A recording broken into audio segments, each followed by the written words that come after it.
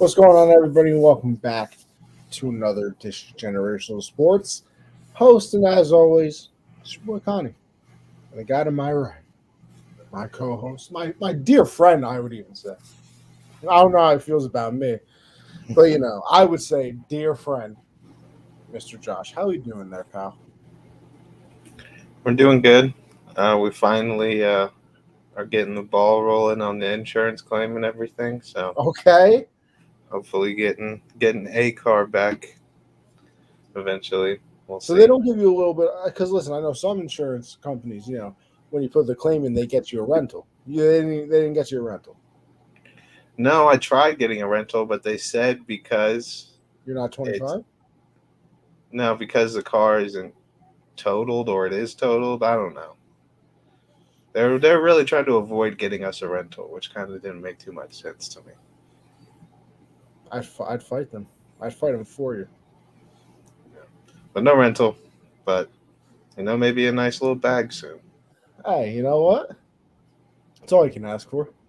Get something in return. Oh yeah. They better not lowball me either. I'll negotiate No, shit. no, no. I need full value of the vehicle. Plus inflation, Yeah, inflation's plus got to be calculated. Maybe a PTSD. full tank of gas, maybe. Yeah, a gas card. I want a card. Okay, okay, Yeah, that's fair. we'll We'll see see what where it they all ends up. we'll see what they do for you. We'll see what they do for you. How are you doing, Connie? I didn't have my morning class today, so that was fire. Didn't have to wake up at 8:30. Instead, I woke up at about 11:30, and went to class. I watched the second episode, not the first, second of House of Dragon. Okay, we started. Yeah, we did start. I How decided we feeling? it's I mean it's not bad. Yeah, I mean, What do you think about Rhaenyra?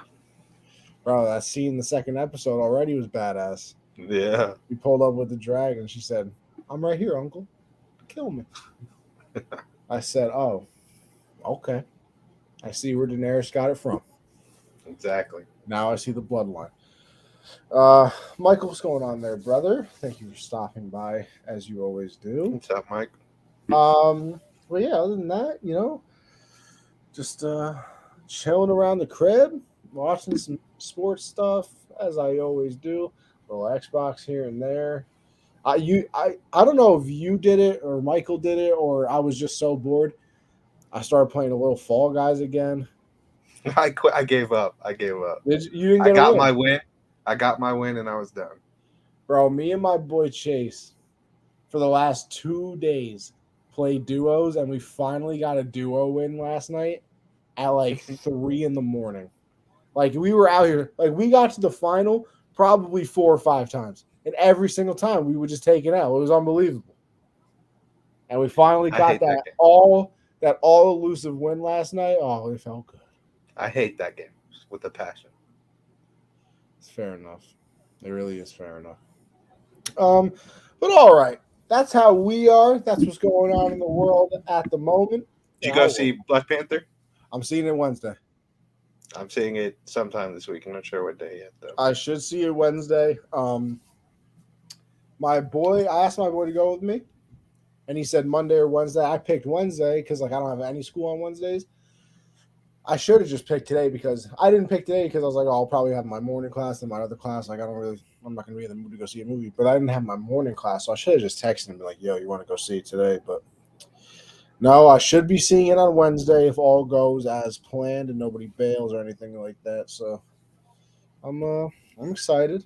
I've heard some things, but then again, I don't know why I continue going into these movies caring what other people think because I know Right. myself. I'm easy to entertain. I'm not beholden to the comic or anything of that nature. So I'm pretty sure I'm just gonna go in there and enjoy it. Yeah. I heard it's emotional. Yeah. Maybe you shed a tear. Just don't get it in the popcorn. Don't get it in the popcorn. Very true. I'm excited for it, though. Yeah, very very excited. All right, we jump off not with football because we're gonna get there, as you guys always know. We always get to that point, but start off with UFC 281. First of all, Totally forgot Meatball Molly was on this card. She got dominated, by the way. She got cooked. That was just pure. I mean, the other girl got her in a crucifix, and it was just over from there. I mean, just absolute punches to the noggin. Ref stop. No. Then what was it? An armbar? Yeah, arm Kimura. Kimura. Yeah, there we go. Made her tap out. Yeah, poor Meatball. Aaron Blanchfield though, she's a dog. That was Dog. very dominant. That's what she Very beat. dominant. That's what she got beat by. Yeah, That's her name. Yeah. I mean, the way that she looked. I mean, made Meatball look like a meatball. yeah, yeah. I mean, what made her look like she absolutely had no idea what she was doing in the UFC. So the hype train is derailed, I would say. A little bit. I think people still love her. I mean, listen, you put her on every fight card over in the UK, you're good. Mm-hmm. But, maybe you stop having the title hopes. Just say. This was a good card though. Let me tell you, you had finishes all over. There were knockouts. There were submissions. Obviously, I don't even remember. Did any of the fights go to decision? I don't think so. I at least can't think of one off the top of my head. There might have been one or two, but it was mostly knockouts and submissions the whole way. I'm just gonna pull the card up just to make sure. Yeah, I mean, listen. At least the main card, there were no decisions. So I mean, we can start from there. Dan Hooker took on. Listen, I can't say these last names, but you know who Dan Hooker fought. He won by TKO in the second round. He looked good. Dan Hooker looked really good. His kicks were nice. That's what really ended it. Was that the fight where the dude just tried to keep wrestling the whole time? Yeah, then that guy needs to be kicked out of the UFC. Yeah, I hate guys that do that. Paul Craig was literally terrified. Like he was either terrified or he had no idea what he was doing. Like every other moment, it was him trying to grab for a leg and then go on his back. And Dan was like, "Bro, stand up! Like, what are we doing here?" Now the guys that are super confident grapplers, when they realize they're done for, when they're in stand up, they just start shooting and dropping. Yeah, they just give up on the stand up. It's like a turtle/armadillo position where they're just like balled up, like, "Hey, come wrestle with me." I'm like, "No, I'm trying to see people die out here." And he got what? I believe that was a liver kick. That yeah, it was like the sternum or liver area or something. It was either the liver and he actually got shut down, like they always say a liver kick does to you, or it just kicked him and he was like, "This is my way out." Yeah, don't want that again. So it definitely was not the best fight of the night, I can tell you that. But Dan Hooker gets the win there. Then we had Frankie Edgar and Chris Gutierrez. That was a knockout in the first round. Was that a knee up the middle that knocked? I'm pretty sure. Frankie was sleeping. Yeah. Shout out Frankie Edgar on a good career, though. That was his last fight, so shout out to him. That was just out. That was a beautiful knee. Beautiful. And then from there on, you get to the big three. Started off with Dustin Poirier, Michael Chandler. Dustin Poirier comes out with the victory with the submission in the third round. I believe it was a choke. I don't know if it was I think it was rear naked. Rear naked choke. That's what I thought. Yeah. I mean, listen, those first two rounds were a war. I think I had it 1-1 into the third round. Yeah. Because was it Poirier that got the takedown at the end of the first? I feel like somebody got a takedown at the end of the first, and I was like, okay, it was pretty even on the feet. I'm going to give it to them. And then I think the second round, Michael Chandler won because that's when he just absolutely dominated Poirier on the ground. And then third was, I think the third round was going towards Chandler. And then, he went for the takedown, kind of got it reversed by Poirier, takes the back, gets that submission. But I was confused why Chandler was shooting. Like when he would start winning on the feet, there was a couple times in the fight where he decided to shoot against the cage. It was kind of confusing. I wonder if it's just because of that second round where he was like, damn, I got him on the ground and I was just destroying him the entire time. Yeah. Like that second round, he must have had at least, what would you say, 3.5 minutes of ground control. Yeah, he was there for a while. And I mean, and that's the other thing. We always complain about, you get ground control, you don't really do anything with it. He was hitting them with some pretty solid punches while they were on the ground still. Mm-hmm. So that was no, that was a war though. That was a war. You think Poirier gets a title shot now? Another one? Isn't that's Islam's division? Yeah. I mean, they already announced Islam and Volkanovski. But then Islam tweeted that he wants the winner of Chandler Poirier. I mean, yeah, he might want it. But, right. But I mean, and then again, I mean, it's for the lightweight, correct? I believe so. So I don't know if Volkanovski somehow gets hurt. Flyweight, maybe flyweight. I don't know. I think Volk's moving up. Volk's moving up. Yeah, okay. I don't know the weights. Probably that makes more sense. Volk's moving up. I know that. So it's whatever title Islam has. It should be lightweight then, but I don't know. Maybe since it's for his title, that if Volk gets hurt, you could be like, okay, Dustin, you got like 6 weeks. Yeah. Or something of that nature. Obviously, I don't want Volkanovski to get hurt. I think that I'm excited to see that fight. Like I always said, I wish UFC could do more fights like this, but it is also hard. It's not like boxing where it's like, I feel like boxing weight classes are really weird. I feel like it's like 142, and then like the next weight class like 145. Yeah. And for that, it's like, okay, bro, just put on 3 pounds, go eat another steak on one night. Yeah. And you'll be fine. But, the UFC is, what I would say is like 10-pound differences between. Yeah, usually something 10. Of that nature. So a little bit more, and obviously the height and size of everybody is really different, especially the little guys trying to go bigger. But I'm excited for that fight. How did you feel about when they announced that? Because I was excited. I think Volk gets bodied. By the way, because I don't know. If he gets caught in a choke against Islam, it's over. He's not getting out of it like he did in that one fight. I feel like he can. I think Volkanovski's a better fighter. Obviously more proven, but I don't know. I'm excited to see it.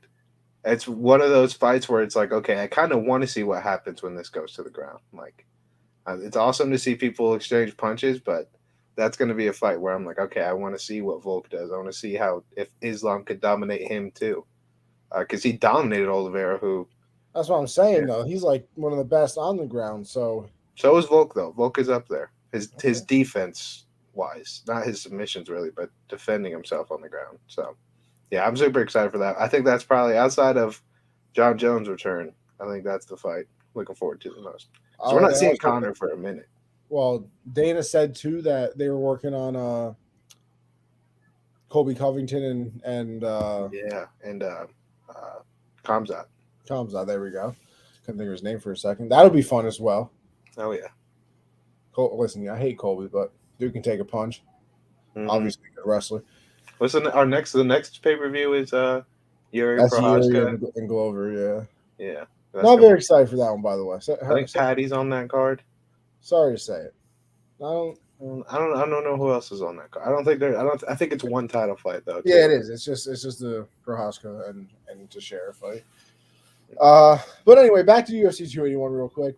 The next one after Michael Poirier and Michael Poirier, Dustin Chandler. Yeah, imagine. Well, even after that fight too, that was cool. Was where Poirier was like, "Yo, listen, I was a little scared to fight you, but you got to be scared." And he said, "Damn, he had one quote." And they made it the caption in the ESPN post too. I'm gonna try and find it. Because it's a really cool quote. But anyway, Zhang Weili and Carlos Esparza she shouldn't even been in the ring. Esparza, whatever. Shouldn't even been in the ring. Yeah, no. Weili that was. I knew that. I said it. That was a useless fight. What do we get now? Weili versus Rose? Yeah, do it again. At least it's been good. Yeah, I wouldn't mind Weili and Rose, but I think Esparza is going to get a rematch. It was so bad. Because there's no one else in the division that's like vying for a title fight right now. It was. I mean, geez, it's questionable how Rose let her be champion. Because questionable at best. Weili dominated her. It's nice to see Weili get the title back again too. Yeah, that was just pure and utter domination. Yeah. Like, have you ever seen the? It was I won't say it's the exact same thing, but it almost was. Have you ever seen the video of the two girls boxing, and like the one in the corner literally gets knocked down like 50 Yeah, yeah. Like who somebody's let like, her in there? yeah, it's like who let her in there? Because like even this, let's see. Esperanza landed 6 significant strikes, 19 total.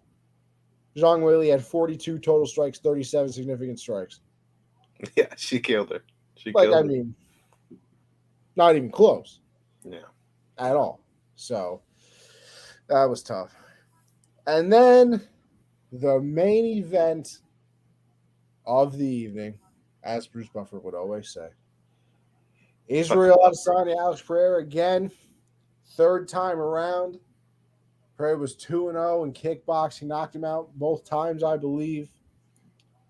And well, things didn't change this time either. And to me, honestly, this was another Kamaru Usman thing.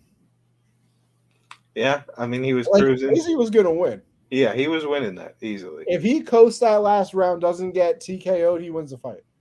Yeah. Probably 3-2 because he was getting clipped in that last round, and obviously he got clipped at the end. Do you think it was an early stoppage? I I do see a lot think of people talk about going out on your shield, and he did. He wasn't throwing anything back though.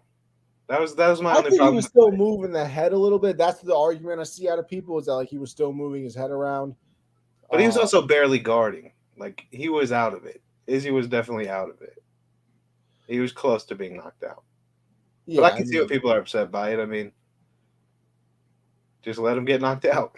Just, if he dies, he dies. I see. That's the thing. Like, it's tough because I land on that part as well, where it's like you got to really take it from the champ Mm-hmm. to, get the belt. And he's still on his feet. He was still moving a little bit. Yeah, he wasn't throwing, but he was moving around.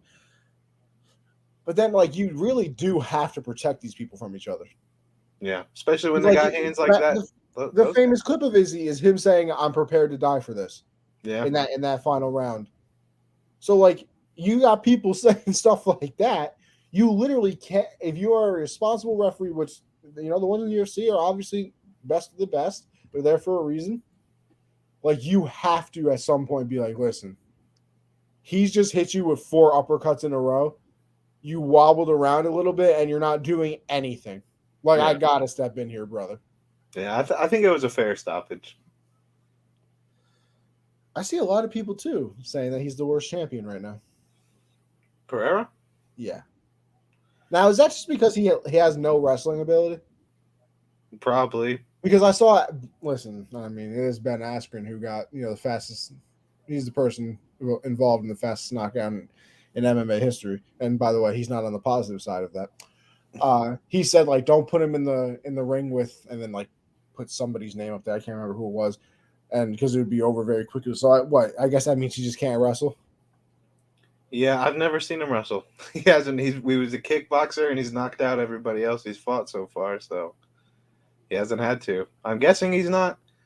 So, I mean, it's gonna be interesting to see what happens. Obviously, there's gonna be a rematch there. I feel like you have to be crazy person for Dana not to give Adesanya a rematch. Yeah. Have So to. I don't know. We'll see. The division doesn't really have anyone like rising. It's still, Whitaker, Costa, Vittori. Those guys all still at the top. So we'll see. Did you see the picture too of Izzy, Usman, and Francis all doing the Wakanda pose? No. There's a picture of them backstage. I think, and I do believe it's before this fight. Yeah, it is. They're all, in the back doing the Wakanda pose. And I saw on Twitter all the time that like they put X's over Usman and The door. I saw the one with the doors. Like yeah, I saw that. I saw that one too. Yeah.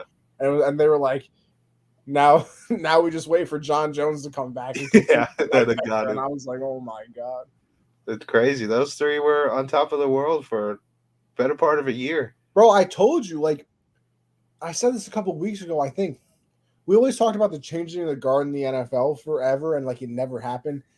And it feels like this year it's kind of finally happening. It was like that in MMA this year too, like the UFC, Mhm. because you had Usman, who's the title holder for how long? Izzy was the title holder for how long? Listen, Juliana Pena lost in the rematch, but Amanda Nunes was impossible to beat. Let's see. I mean, I guess you can't really say Rose. Volkanovski's been champ for. Yeah, but he didn't lose his. Oh, you're just talking about people who lost him. Yeah, because like that's what I'm saying. It's kind of like Stipe. Stipe yeah, was champ for a long Stipe, time. and now it's Prohaska. So Figueiredo and Moreno too. Figueiredo was running it for a while. Yeah, it's it's a it's little looking bit of different now. that. It's a little bit of that. Every few years you get Mm-hmm. that flip over because hey, people get older. Yeah. People get older. Yeah. I mean, like what? Isn't Izzy like 35? Yeah, he's in his 30s. Yeah, so Which is so weird. None of them look old at all. no, none of them. Like Usman's like, isn't Usman even older? Is he? I gotta look this up. If I had to I look feel like I at remember Usman and looking at guess, he's his like age. 28. I remember looking at his age and I was like, what are you talking about? He's 35 too. Yeah. How Like old if in you told Ghana? me Usman was like late 20s, I'd be like, yeah, that makes sense. Yeah, yeah, yeah. That's crazy. I mean, I guess that's what happens though when you're absolutely ripped to shreds. Yeah, and almost kill people for a living. Yeah, You're yeah. gonna look like that. Legally register your hands as weapons. Yeah. All this though, really does make me want to see Francis get back in the ring though. And no, John, I mean, it's gonna John be a Jones. while though. Sadly, I wish it would happen sooner, but with his knee injuries and the whole contract and all that, we have to wait a while to see him. I just hope it's against John Jones next time. Yeah, because I don't know if you saw the press conference after that. That one reporter kept asking Dana about Stipe, and he was like, "Well, yeah, he might never fight again." He Yeah, goes, "So you just said that he's not fighting ever again?" He said, "No, you said that." yeah. That was a really funny back and forth, though. That was a really good back and forth. But yeah, that was a. What do you think? I listen. That I think this card is what I thought the last card was going to be. Like this one was entertaining. I feel like I was in my head at least more excited for the previous card. Now I can't even think. What was the last one? It was It was Aljamain and TJ, and and then it then was who was the main event? Oh, Oliveira Islam. oh yeah, like I felt like that was the one I was more excited for, and it almost kind of felt flat in my eyes. It was. It was. This one lived up to it. I Now didn't look, have high expectations for this one either, just because Izzy's track record. Except for the Pereira factor, it was like, okay, that's going to be cool, but even the rest of the main card, it outperformed what I thought it was going to be. I've also learned that. Let me tell you something. I went to beat ups for this with my boys. That's how you watch fights. Watching it in my bed by myself. Don't get me wrong. Nobody loves me more than me, and I thoroughly enjoy my alone time. Thoroughly enjoy this bed. I could lay in it all day, not do anything ever again. But going out, I was lit. Having everybody scream, bro. It's funny too because like I feel you can kind of tell like how casual people are by the excitement level of anything. Like Really? somebody will like I'm watching it and somebody misses a punch, and everybody's like, "Oh my god!" And I was sitting and like, don't get me wrong, I am still very very casual. I'm not saying I'm sitting here like this is a point deduction and like this was a great punch. Like I'm nowhere near that. But like I can clearly tell when somebody's like blocking punches or it's just missing. Like people have both hands up blocking a punch and it hits their hand. Everybody, oh my god! I was like, oh, but it made it so much more fun, entertaining, very fun. I bet. I Very stayed home for it. Stayed home for it. I'm blaming. I really don't. All right. Well, with that, we move on to the NBA because listen, what are we 3? Now what would you say, Josh? A little over a month into the Yeah, season, around a month. Yeah, yeah, yeah. Very close to a month. Yeah. and we're gonna give out awards already.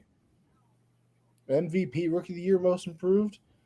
Josh, I'll let you start because first of all, you'll know more because it's been known that basketball's fallen out of love a little bit. I'm going to get it back.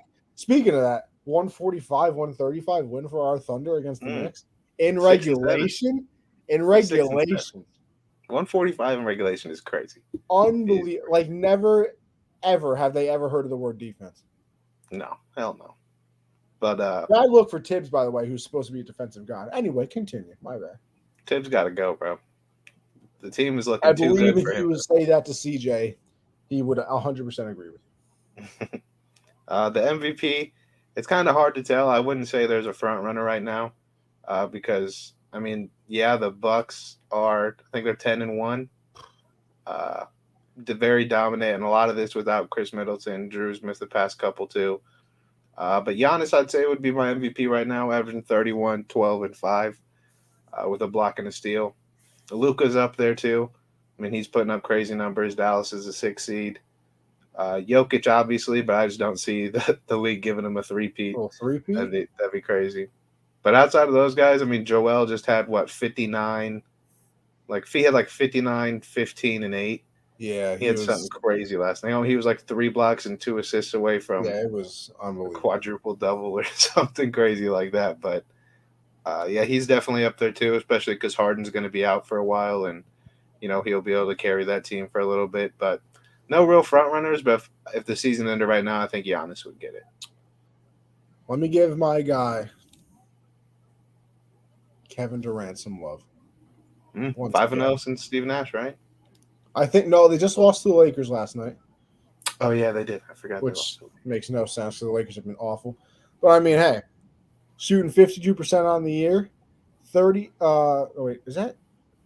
Oh wait, no. I'm sorry. So he's averaging 30 points a game, shooting 52%, 35% from 3, 6 rebounds, 5 assists, basically a block or basically a steal. I should say 0.9, and then almost 2 blocks a game, 1.9. Yeah, he's been balling. He's been balling. I mean, with all the stuff he has going around with him, with Kyrie, Steve Nash, Ben Simmons is useless. He's just out there running. Running. I mean, you want to talk robbery. I swear to God, I can do the same thing he does. You give me a year with an NBA trainer so I can lose weight. I'm right out there with Ben Simmons. I'd lock up on defense and not shoot. I got great footwork. You're 6'10"? Kill those drills in football. Are you 6'10"? 6'2". All right. I'm scrappy. All right. Okay, so it's like a Bruce Brown type. Yeah, I'm just a way more advanced Pat Bev. Because let me tell you something. Here's something I can bring to the table that Ben Simmons never will. You send me a pick and pop. What? I am a green machine from 3. I'm telling you, me and my boy Tyrell, we go to we go into town a few times, play basketball with our friends. He knows. I set the screen. I'm out to the 3-point line. Bang, bang. I need Mike Breen on the call with all that. You gotta go to one of those G League tryouts. You know what? T-Jass got nothing on me. Nothing on me. Cash Nasty, please. I mean, it's just unbelievable.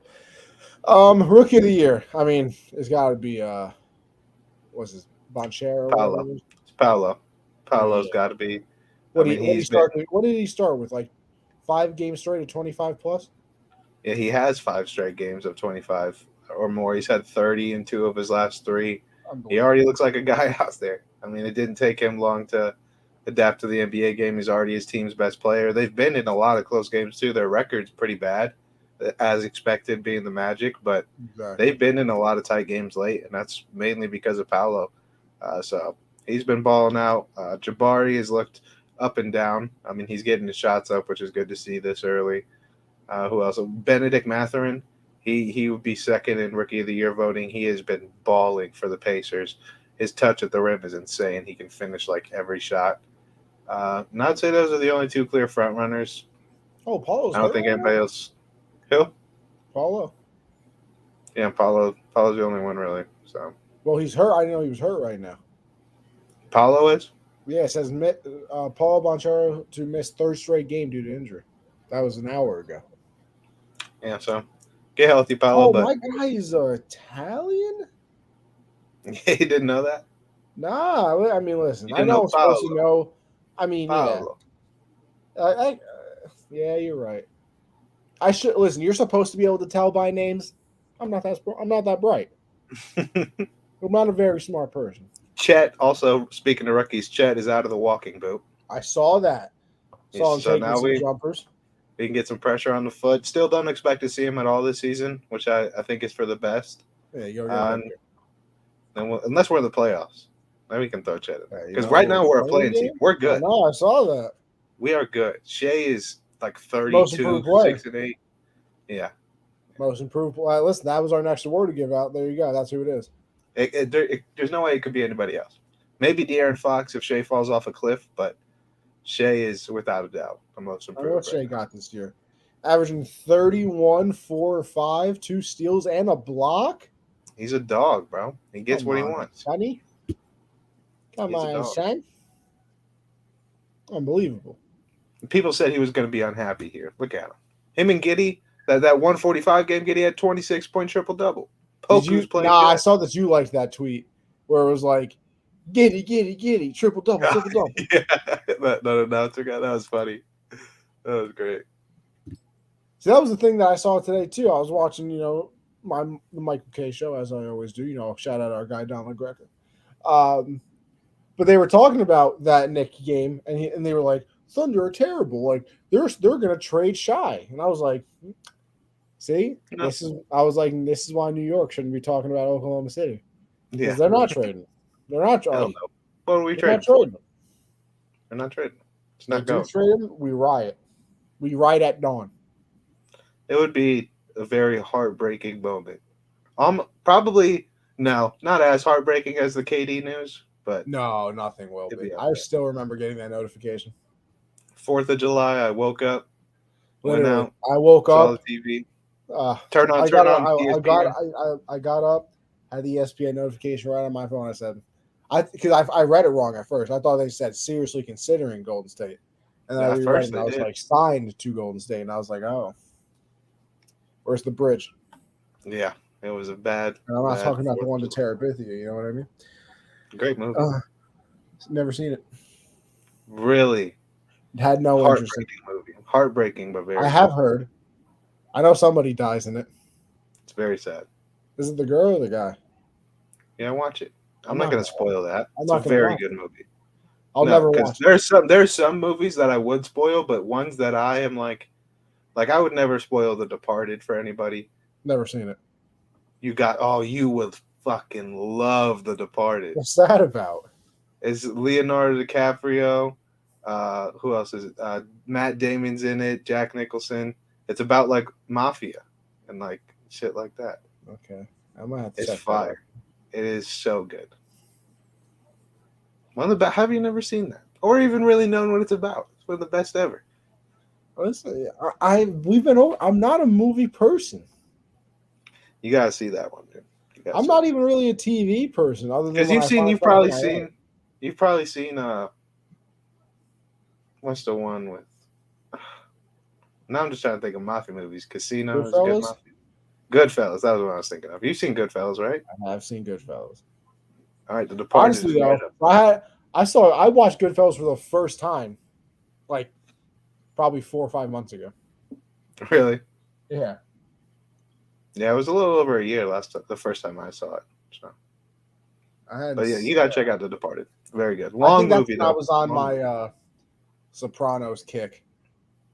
Mm-hmm. I was like, you know what? I gotta watch more mob stuff. Yeah. So yeah, movie's fire. All righty, we go on from there as well. Oh wait, no, yes, still we move on, but not to a different sport yet. Favorites to win it all right now, Josh. Who you got? I think the East. Is the most front runners right now. The Bucks being 10-1, insane. I think Boston is 10-2. They've been playing amazing. The new addition of Malcolm Brogdon. Cleveland's been on a tear. Yeah, I was going to say Cleveland was the next one. The Donovan Mitchell pairing is absolutely beautiful. Other than that, in the East, the Nets, we'll see. They've been good since, they kind of shut the drama off for a little bit. Yeah. The Sixers, we'll see when James Harden gets back out there looking. Other than them, I don't think there's any real. The Heat can be contenders, but I don't know. I just feel like they're always going to be that almost there, but not. They would have needed to make a move for Donovan Mitchell to really jump up there, and now they just kind of look like they did last year. But that's out the East. Out the West, there's not a single team I would take over any of those three East teams. Not a single team. I mean, Portland's the number one seed right now, so I don't think that know. lasts. Yeah, I mean they're good. The Jeremy Grant addition's been huge, so I think they'll be a threat in the playoffs. But I would not pick them to win it all. Phoenix is a second seed. Yeah, miss me with Phoenix. I'm not falling for that anymore. The Warriors, who knows what they're going to look like? Huh? Said Luka's child. Yeah, Luka and them. They are also could be contenders. They're 6th seed right now. Luka's obviously doing Luka type of things. But is that enough? We'll see. Denver is the only team I'd say out west that I could see being contenders because Jokic, obviously. How's Jamal Murray been coming back from that injury? They're still getting their feet wet out there. Him and Michael Porter Jr. They're putting up, my MVP, Michael Porter Jr. around 14 a game for both of them right now. MPJ's looks to get back into the game a little bit better, but Jamal's still struggling a little bit. But they're looking good. They're the 2nd seed, so I'd say that's the only team out west. But I would take all 3 of those East teams before. Like I said, I haven't really been watching too much NBA. What's all this I hear about Clay being just awful? Yeah, Clay sucks kind of, but he's still. I mean, it's been not even 2 years since he tore his Achilles and his ACL. Not at the same time either. Like he recovered from the ACL. Wasn't it like his first practice back? It wasn't even a practice. It was a shoot around. He was just training by himself. Tore his Achilles. So he's still recovering from all that, and his game doesn't rely on too much athleticism. So I think it'll be a smoother transition the rest of the year. But we'll see. We'll see how it goes. It's hard to recover from those injuries for some people. Yeah, but he played last year. He only played like towards the playoffs. He barely played really throughout the regular season. Okay. I guess I'll give him a little more time since it is Clay. Gotta have some faith in the kid. All he's got to do is shoot the ball, though. He's still going to be around a long time. Nothing like a spot-up shooter. Yeah. Just sit in the corner or sit at the arch. Mm-hmm. That's a dream job. PJ Tucker, outside the defense, dream job. Nah. Backup quarterback. What a life. Yeah. I mean, guys, I saw Chase Daniels on Pardon My Take, and he has 178 completions and $42 million made. That's the dream job. I just need. It's like 230K something a completion it was. I just don't understand like how you continuously get jobs though. Like you've clearly never done anything in the NFL, but how do you still get that job? Like because they're like because like you're a known backup, so it was like the devil I know is better than the devil I don't type of situation. Well, it's like once you get through the starters and all the like, it's in a fantasy draft, like all the quarterbacks get drafted, and then it's kind of like, hey, who do we trust if our guy goes down? Oh no, absolutely. This guy Chase Daniel, he had a game here. Matt Flynn, he had a game here. Who do you think the best backup is? Actually, I mean, listen, we're kind of just going to transition to the NFL right now anyway. And this isn't what we were supposed to start with, but now that we're talking about it, I want to know.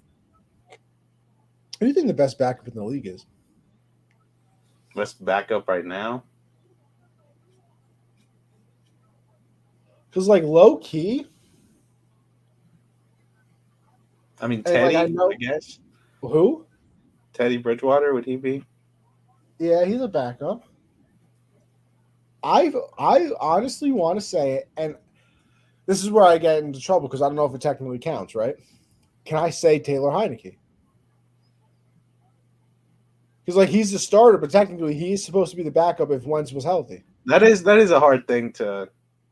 Like he is technically the backup. Yeah, like if everyone's healthy, he's number 2. Because I really do feel like if I needed a game to win with a backup quarterback, I would say Taylor Heineke. Man can move around. The man can move around. The people play for him. He's not awful. Listen, he went toe-to-toe with the Bucs that year. They won the Super Bowl. I mean, because look, you look around the league. Like Andy Dalton over there, but he's kind of become the starter now. What about,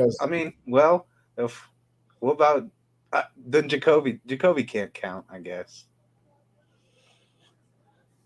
But I honestly feel like I'd rather take. I feel like I'd take Heineke over Jacoby Brissett in the game. Yeah, maybe. Because I feel Maybe like Heineke rarely Trubisky. makes like the really stupid mistake though, too.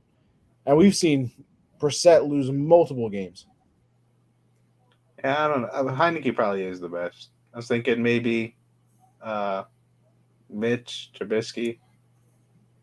I mean, crap, maybe even Baker. Does Baker count as a backup? Who's the backup for Carolina? I guess, yeah. Man, number Baker's one starting this overall week. pick to backup has to be such a tough life. He's a starter now, though. Why? Baker. Oh yeah, PJ has a high ankle sprain, right? Yep, because that stupid AstroTurf that we got because David Tepper's worried about bands playing in Carolina rather than our team playing good. Hey, you got to make money all year round. Hate that guy, dude. Sell the team already. He just got it. I don't care. We gave him 4 years. That's all you need. Sell it. That's. I mean, hey. When you look at the quarterbacks over his tenure, get rid of the team now. Don't worry. They'll just be terrible this year. Go out and get somebody. So I said for how about this? How about this? It's kind of technically it's another stopgap. Apparently, the Raiders are talking about moving on from Derek Carr. Go get Derek Carr. Yeah, that'd be so fun. Derek Carr, great. He'd be better than any quarterback you've ever had. That is not true, and that would be a pointless move. It's a lot of dead money when we cut him the year after. No, you don't cut him the year after. He'd be better than anybody you've had. Better than that is Teddy. Not true. I know you're trying to bait me, but no. I'm really not trying to say the Cam thing. Like I mean, like in recent years. Listen, Cam was better. Yeah, he would be an upgrade over anyone we've had. Better than Teddy, better than Sam, better than Baker. Yeah, I mean, sure, I guess. If we don't get a quarterback in the draft, sure, bring him in. I don't know. Well, we're going to give up a first, at least 2 firsts. I don't for know. Derek Carr. I saw something about cutting the man. They're going to cut him? I mean, listen, the second overall pick the Raiders have right now. Well, they only have 2 wins. We can't get into this right now. We're going to get to it when we talk about Jeff Saturday, the GOAT. But we'll preview the Monday Night Football game. First, we got the Commanders taking on the Eagles. Fly, Eagles, fly. Yeah, listen, I don't got much faith in this one. Eagles are what, 8-0, 9-0 right now, I believe. I don't know if they've had their bye week yet, so I always forget what their record technically is. They did have a bye week.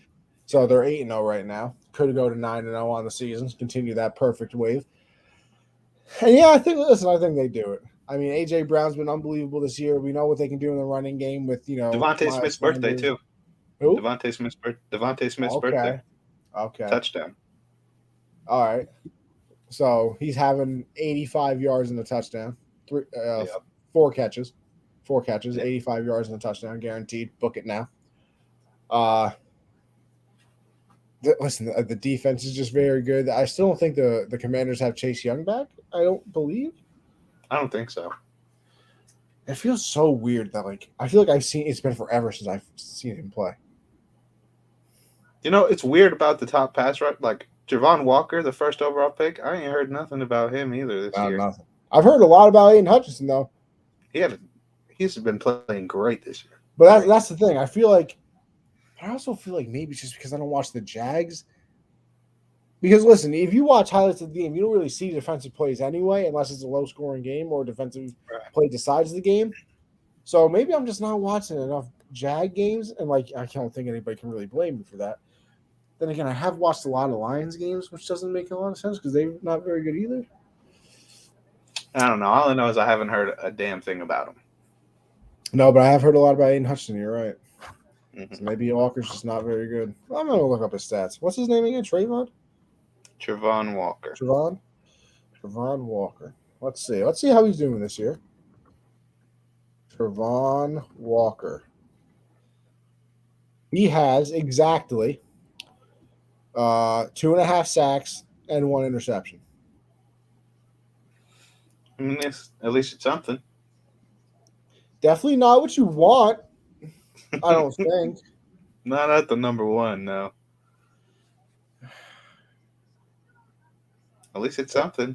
It's not nothing. Let's just compare. This is what you do in the world. Let's compare Even them. Kayvon Thibodeau.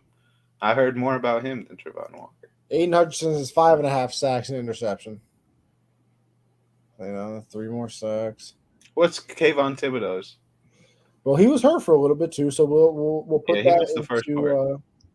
But he's been playing late. Thibodeau has 1 sack. That's it. Well, to see. I mean, Aiden's clearly COMB. I imagine is combined tackles. He has 17, 6 assisted tackles. Hey, I mean, we'll see with him. It's early. First year. Not everybody can be a god their first season. I like it when, like, top draft picks, like, it kind of goes like this for a little bit, but then the team gets good and they get good. Like Ed Oliver right now, he is a dog for the Bills. And he was a top pick too, and he wasn't anything special his first couple of years, but no, not at all. Right time now. Kind of looked like a bust for a little bit. Yeah. I mean, I love when that happens for players. When as a team gets better, they get better. That's awesome to see. That's how you win. Hitting on draft picks is so important. That's why I look like the Rams. Hey, Christian. I know you said, how are all our teams in the gulag? My team's in the playoffs right now. So I don't know what you're talking about. The entire AFC East is in the playoffs. Really? That's crazy. Oh, yeah. The Raiders, oh, my God. Some teams stink, dude. The entire AFC East is in the playoffs. I believe the Dolphins are winning the division. Then I think the Jets must have the first wild card. Bills second wild card, and the Patriots third wild card. We were talking about the whole AFC West making it. No one thought the AFC East was all going to make the playoffs. I think tonight, if the Commanders win that, the whole NFC East might be in the playoffs too. Yeah, because they are all good. Damn, that is crazy. No, the NFL is the dumbest thing I've ever seen in my life. Yeah. I literally sit up here and we have a great time doing and talk and do this and predict games and blah, blah. It's a shot in the dark at best. No clue. You can literally close your eyes and then just throw a dart somewhere and be like, "Oh yeah, no. I picked the Jets who just lost the Patriots to beat the Bills. No, well, I guess I'm not winning that one. Bam, Jets beat the Bills. Crazy stuff. Unbelievable. But yeah, back to this Monday night game real quick, Josh. I got the Eagles. Obviously, I think Hurts has another big game. Tries to. I don't know if he. I mean, I would put him as the MVP front runner right now. You're on an 8-0 team. He's playing pretty well. If that's not MVP, I really don't know what is. You're doing everything right. Obviously tries to strengthen his case doing that. The defense is just unbelievable. I still don't know why the Giants let James Bradberry go to the Eagles somehow. But I know. That shit's crazy. Yeah. James Bradberry, big play Slay. I ever tell you I talked to him on Xbox? Really? Darius Slay? I did. We were on 2K, and he was there. We invited him to our party. He actually joined. We talked to him for like 15 minutes. I think he told me Julio Jones was the hardest person to cover. This might have been like 2K17 too. So this was a while ago. Really? That's dope. Yeah, Darius Slay was one of them. Oh, here we go. We got Vic in the chat. Always a pleasure to see this guy. I'm calling it now, guys. By this time next week, there will be a 3-way tie for the East, and the Pats will take the L. From the Jets, I assume you mean to say, putting them comfortably in the playoff no-go list. Listen there, Vic. You calm down, because the last time I checked, it was 13 straight victories for the Patriots over the Jets.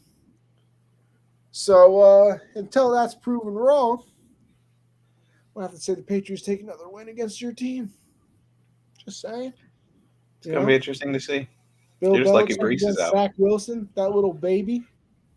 Looks like he's 12 years old.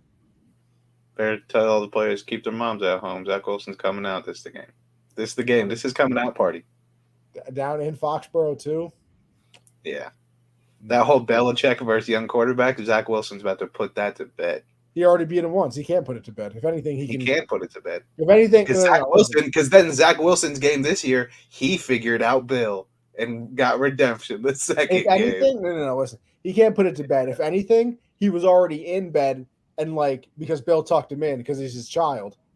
And if Zach Wilson wins this game, that's kind of like when your parents are watching TV and they already put you to bed, but you want to see what's going on. I'm just going to get a glass of water, Mom. That's what Zach Wilson would have to do. 350, 4 TDs. He'd say, Daddy Bill, I'm just here to get my glass of water. I'm very thirsty. He would go get the cup, and all of a sudden, Bill turns around and says, "Listen, I thought you were just getting the water. Spend 5 minutes." He said, "Yeah, I was just really thirsty. Now get your ass back to bed." Yeah, and he's gonna slap Bill and say, "It's my division now." Yeah, and that's what's gonna happen. Yeah, right. 13 straight victories against those JETS Jets. I'm with Vic on this one. Of course you are, because you just want to see me. You want to see me unhappy. Didn't you pick the Falcons last week? You didn't even think redemption game. In a redemption game. Oh, redemption. That was an awful game, by the way. That was so bad, bro. Al Michaels probably got the bag. Yeah, absolutely. The bag to go to Amazon. But do you think at night sometimes he's like, this game? I'm really on Thursday nights when I could have been doing Sunday night football. Tell me Troy got the upgrade? Or not Troy. Who's the guy? Chris Collinsworth? Is that who he was? Mike Tirico? Al Michael? Play-by-play. Wait, I'm talking about Al Michael's old. Oh, yeah, Chris Collinsworth, yeah. Okay, that's what I thought. I thought you were saying who got the upgrade in the play-by-play, because Al Michaels was the play-by-play. So technically, the upgrade for him is Tirico. Mike Tirico. You know what I mean? Yeah. Tirico's great at it too, though. He's very good. I go back and forth on if I used to really, really like him. I don't know why. I liked him more on ESPN. I remember when he was on ESPN, I loved him. Then I kind of didn't. He's mid to me.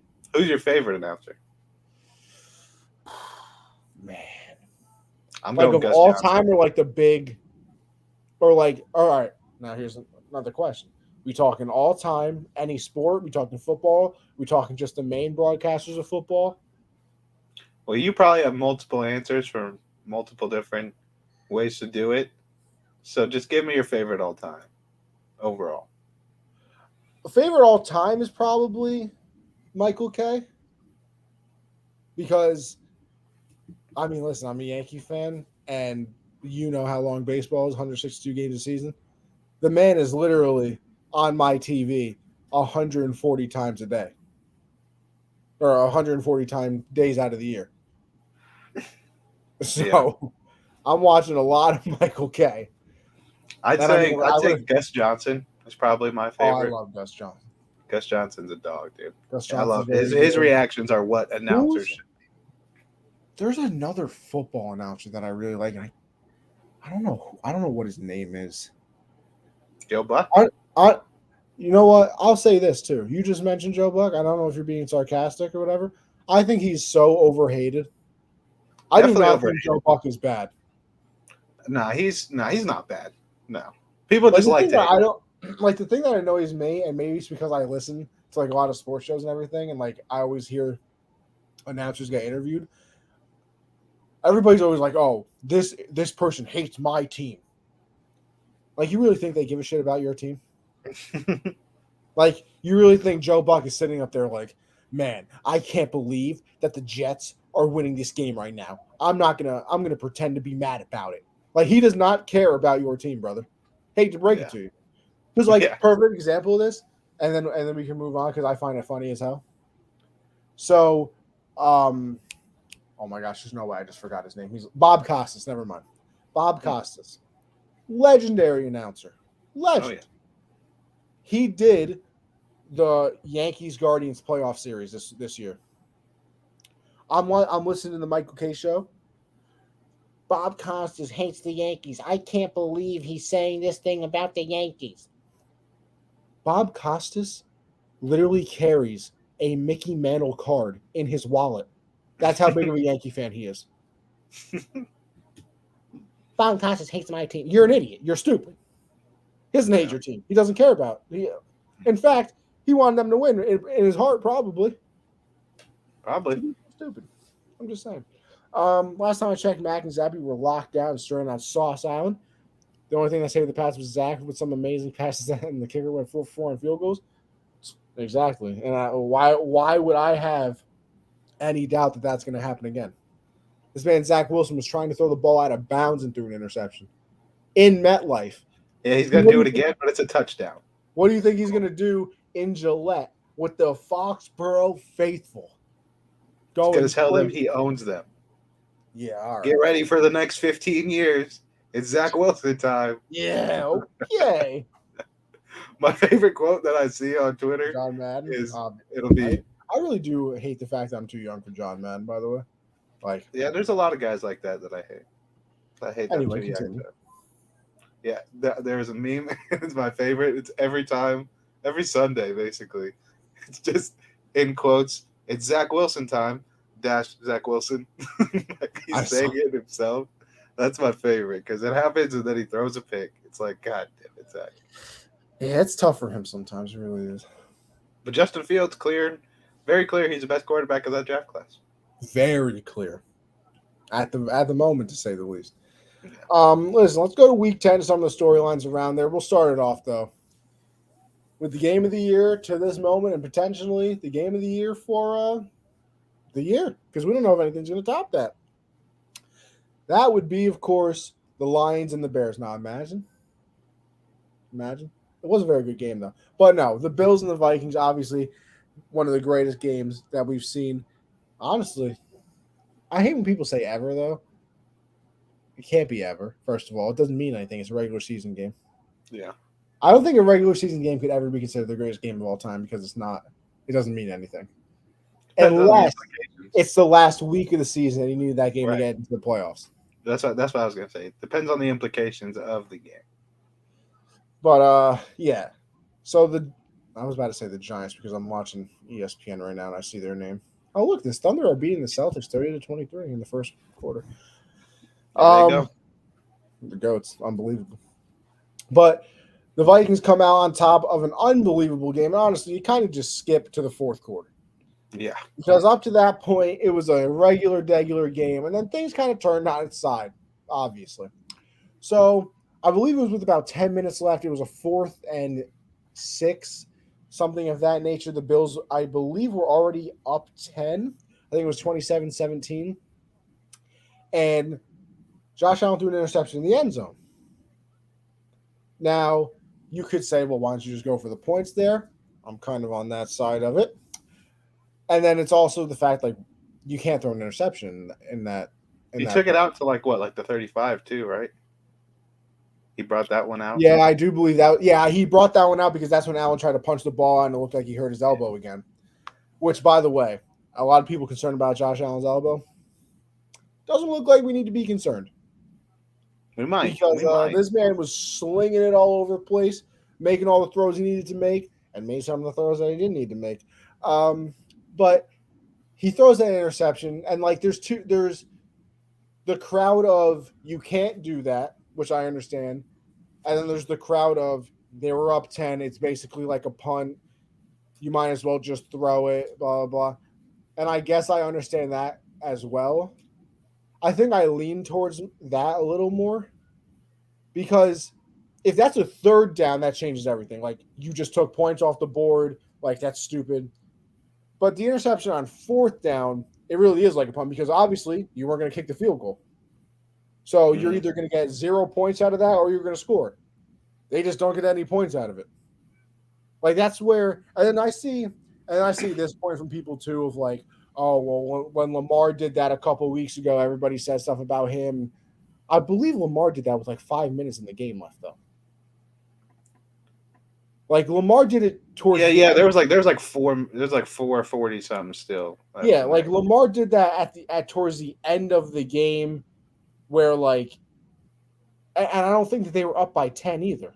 No, I think they were only up by 3. So like that's one where and I also don't know if he was even 4th down. It was 4th. It was 4th? Yeah. Okay, still.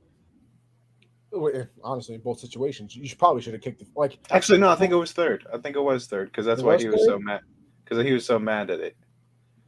I think Yeah, so. like that's two totally different situations. So I kind of understand, where you're out and it's kind of like, all right, well, screw it. I'm going to throw in there somewhere. If it gets picked off, okay.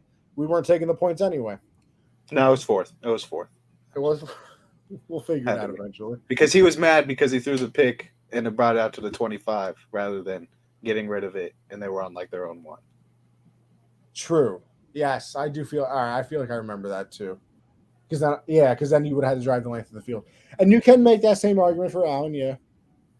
Um, but the Vikings then go down off that turnover, score a touchdown. It's a 3-point game.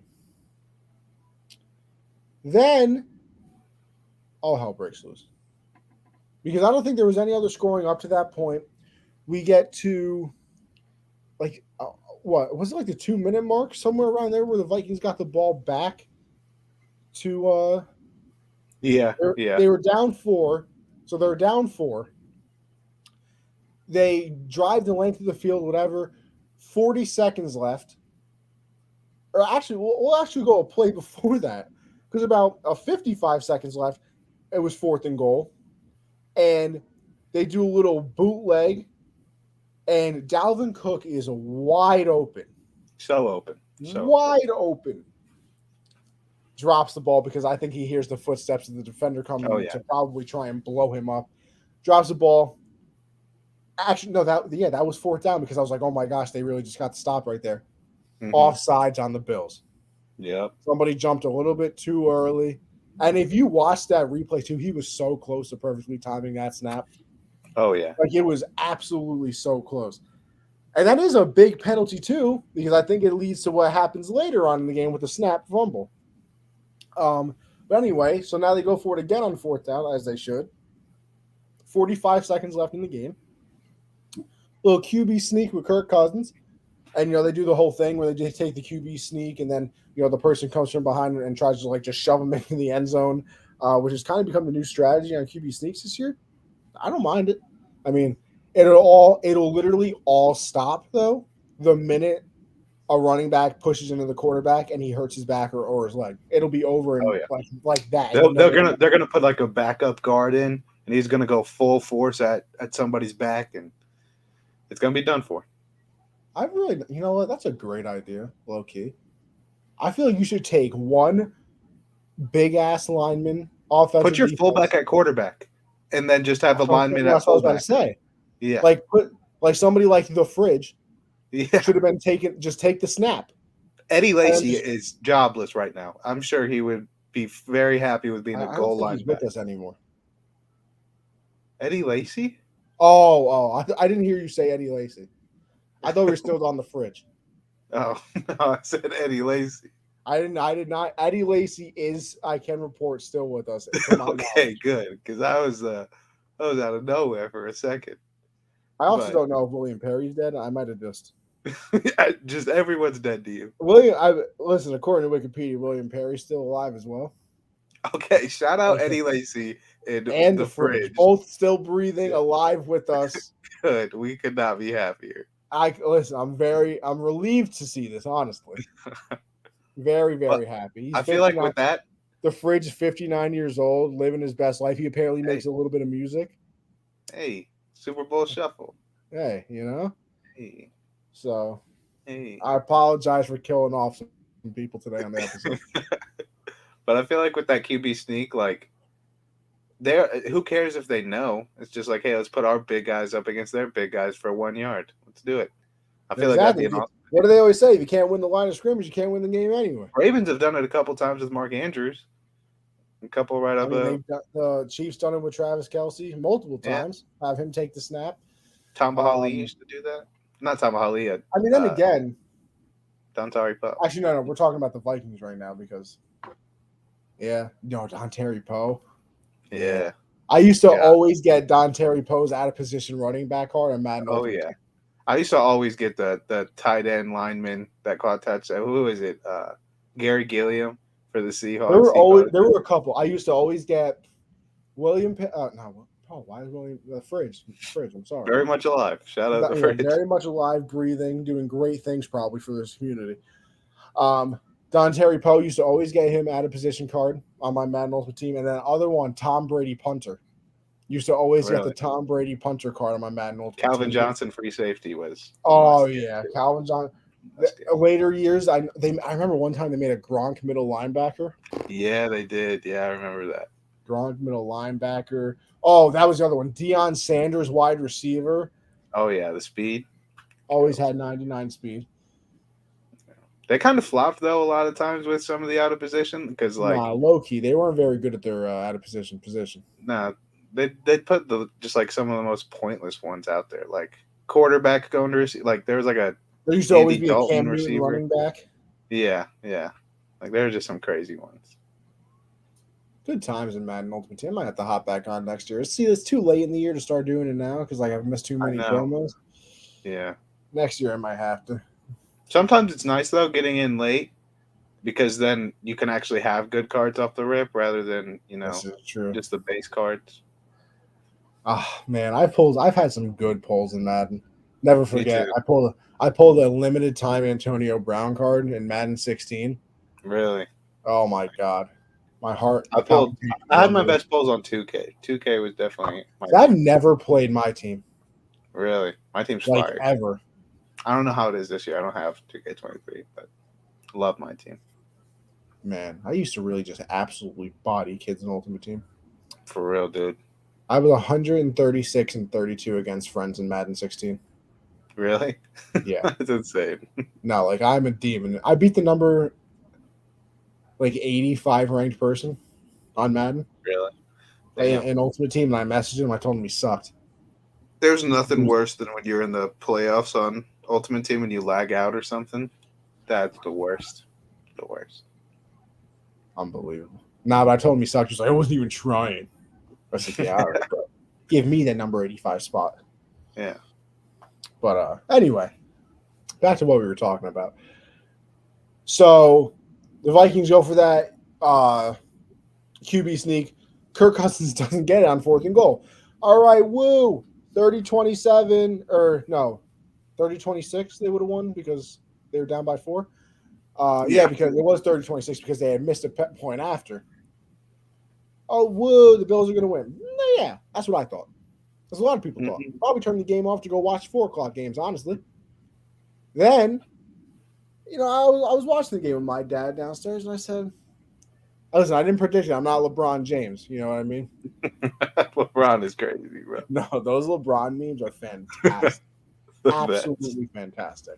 But I was like, this is a really bad spot to try and get the ball out of the end zone because it brought me back. And I remember, listen, obviously when Malcolm Butler intercepted that ball in the Super Bowl, I was so happy. And then I remember that they had to take the kneel downs, and I was so scared that Brady was going to take a kneel down and it was going to end up being a safety.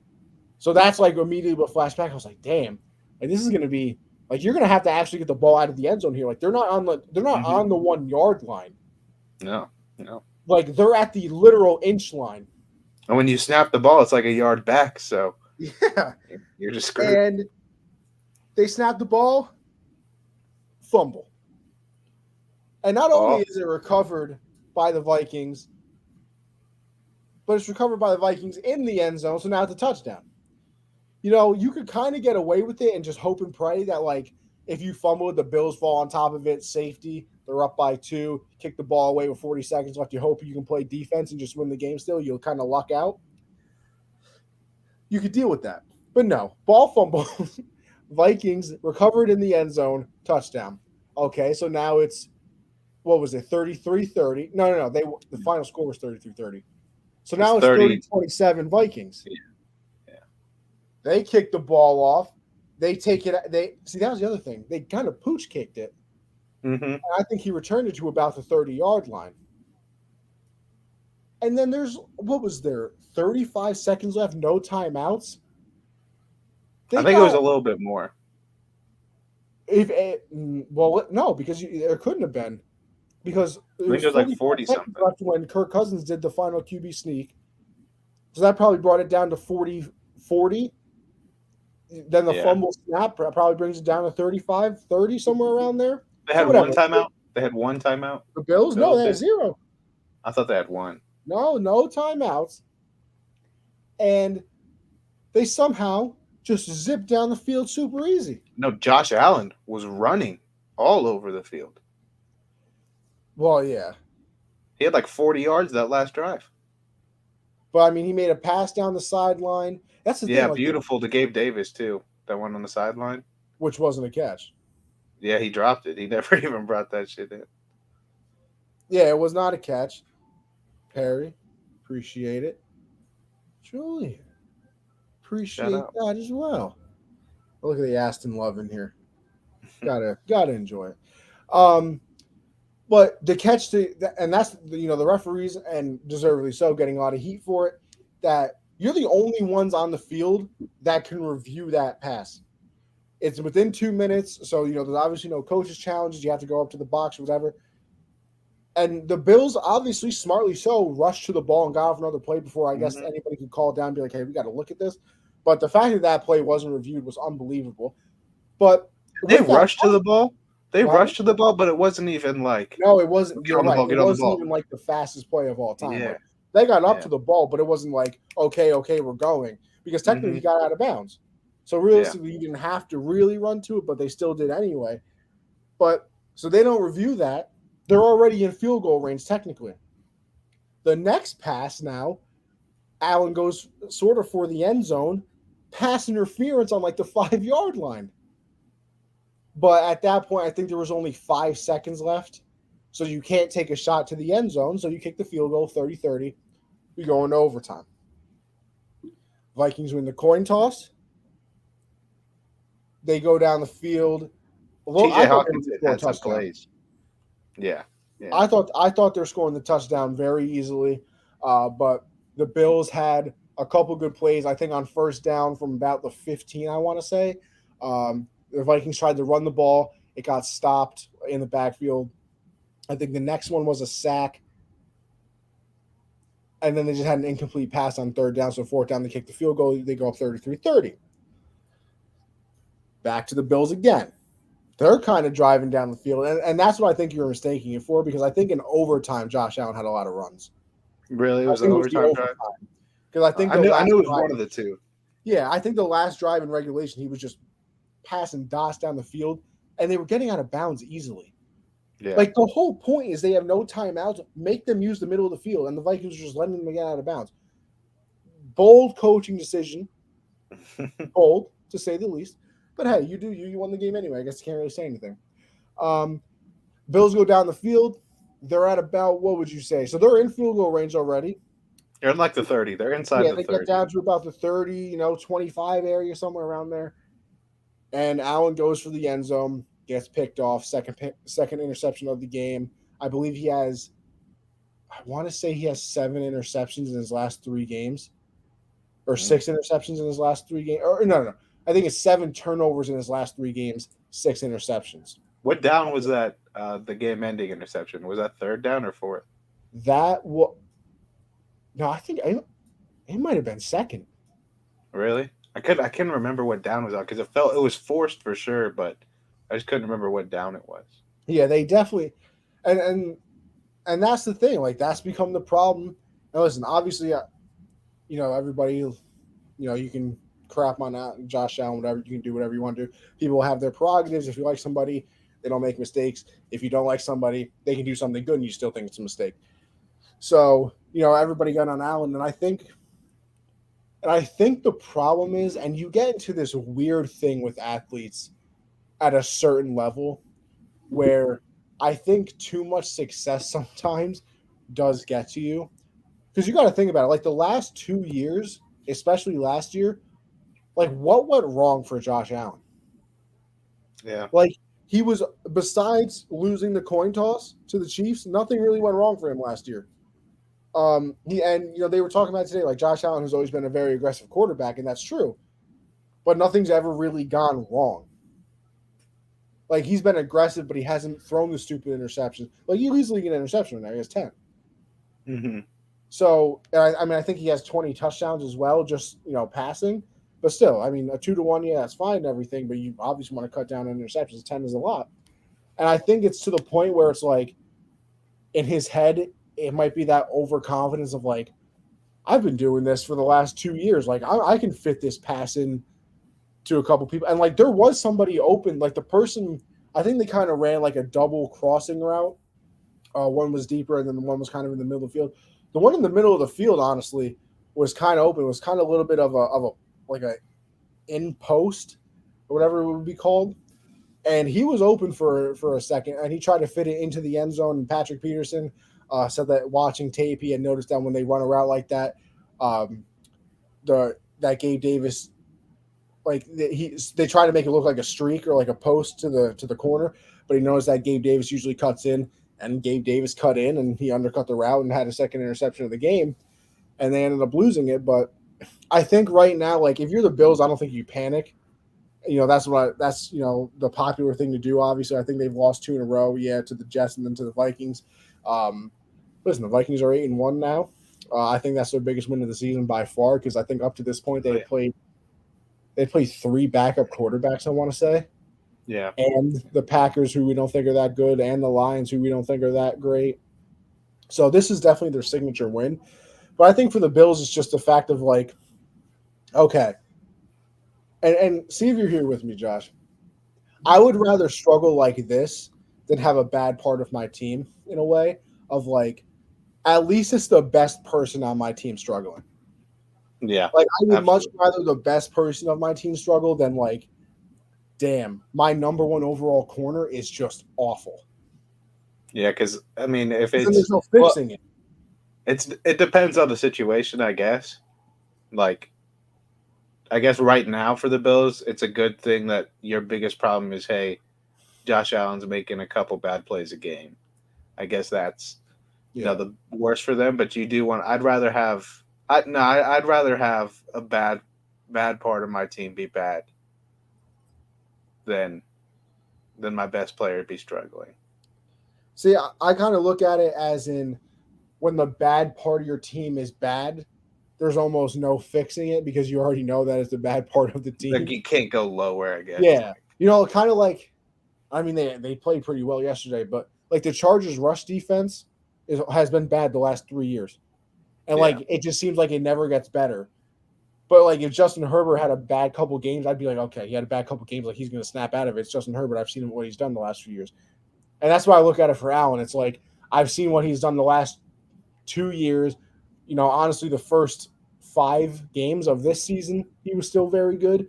And then, he had a pretty mediocre game against the Packers, struggled against the Jets, had those, and honestly played a good game against the Vikings. Just had, I would say, 1 bad interception. The first interception, like I said, it was kind of like, okay, I'm going to throw it because I might as well. But yeah, it's I wouldn't be worried if I'm the Bills, and then if you're the Vikings, you're happy.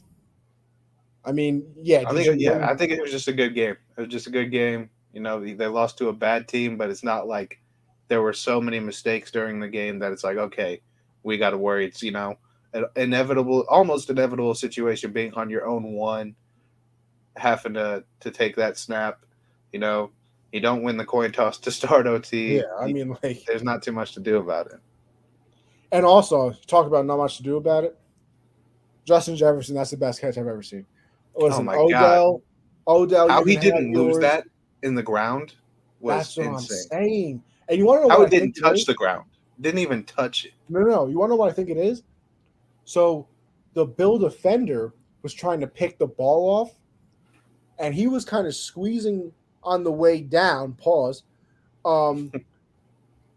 And Jefferson had one hand on it, and so he had one hand on it here. He had it and then the Bill defender had it like this.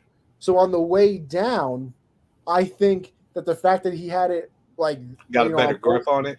Yeah, on both sides, it kind of helped Jefferson because Jefferson himself didn't absorb the shock of the ground. It was both of them, and it's almost like he was helped. It's like you know, in science class or some stupid stuff like that, where you have to like take the egg and throw it off a building to see if like it's almost like that, where it was like the fact that the Bill defender was there with both hands on it, it kind of like stopped the shock of the ground. Like cushioned it.